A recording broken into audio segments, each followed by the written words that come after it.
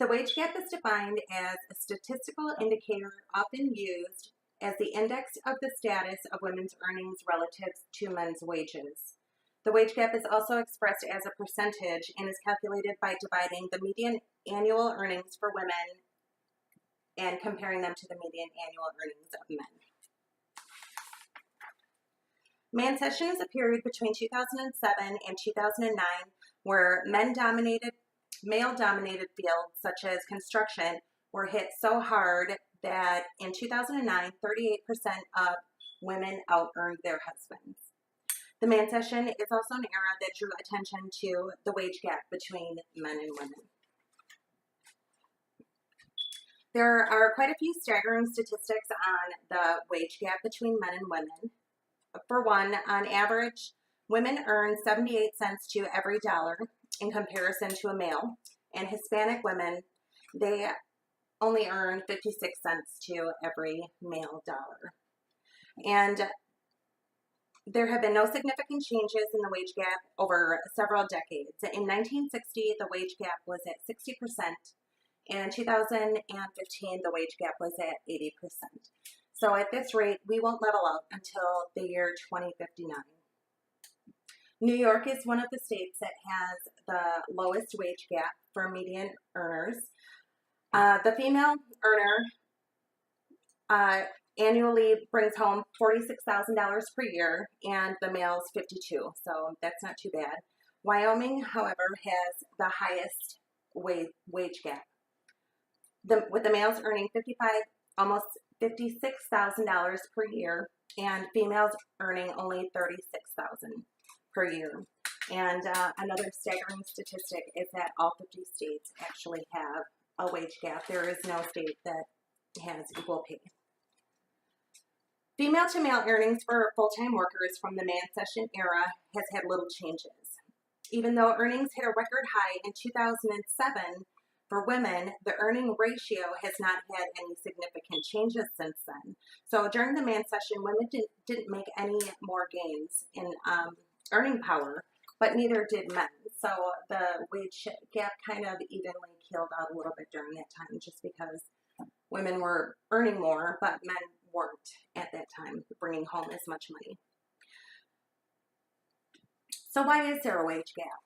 Some of the reasons that employers have found it acceptable to pay women less than a man for the same job is the absence of the female in the workforce at the turn of the 20th century and those early years.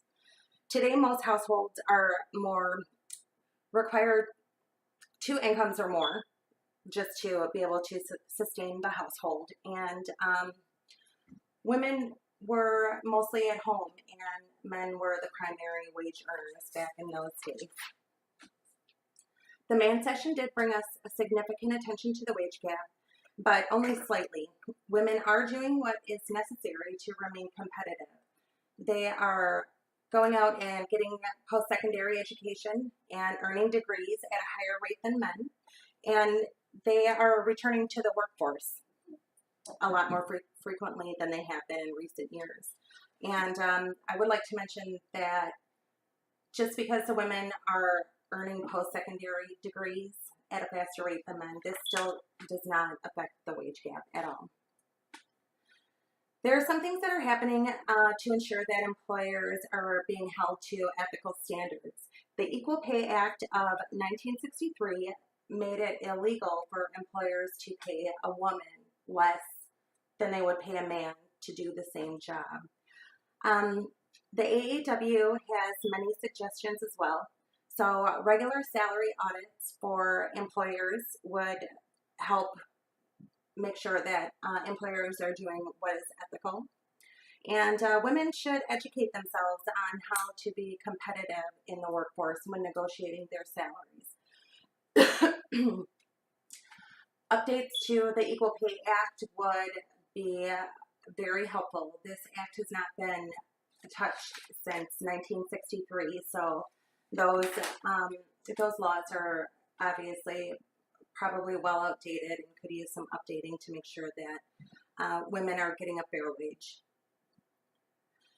I believe that the financial security of families are not as strong as we would like them to be. In most families, it is not a matter of who earns more, but rather a collective sense of financial security among all of the household members.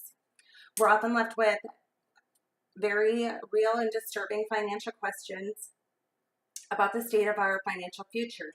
With rising costs of food and education and other necessary expenses, it appears to be a long financial road for many people. When you combine that with over 50 years of flat wages and the realistic possibility of a gap in pay between men and women, the outlook of financial freedom for families is, particularly for women, is a very real and continuous threat. Thank you.